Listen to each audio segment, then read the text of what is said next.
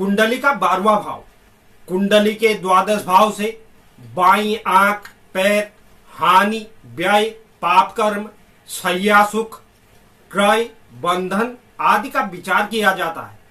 फल दीपिका ग्रंथ के अनुसार द्वादशेश अगर 12 भाव में स्थित हो तो विमल नामक योग का निर्माण होता है, जिसके फलस्वरूप जातक कम खर्चीला, धनवान, स्वतंत्र और उच्च विचारवान होता है।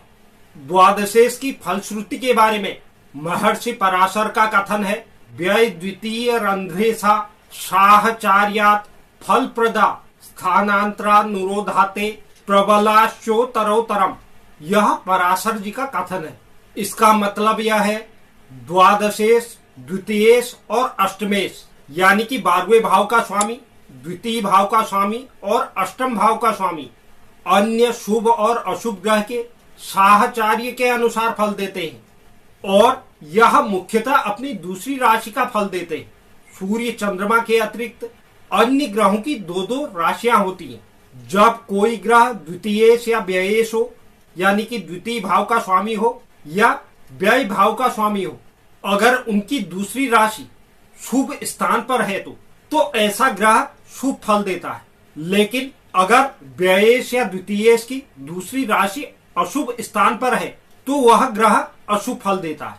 जैसे कि वृश्चिक लग्न में बृहस्पति द्वितीय और पंचम भाव के स्वामी होने के कारण यह ग्रह शुभ फलदायक होते हैं। लेकिन कर्क लग्न में बुध व्यय भाव के साथ साथ तृतीय भाव के स्वामी होते हैं, इसके कारण यह अशुभ फलदायी होते हैं। व्ययेश और द्वितीयेश यानी कि व्यय भाव का स्वामी और द्वितीय भाव का स्वामी जिस ग्रह के भी साथ होते हैं उसी ग्रह के अनुरूप फल देते हैं तथा जिस भाव में होते हैं उसी भाव द्वारा अपना फल दर्शाते हैं। जैसे कि मित्र स्थान में हो तो मित्रों से लाभ मिलता है। इसके विपरीत अगर शत्रु स्थान में हो तो शत्रु और विरोधियों से हानि मिलती है।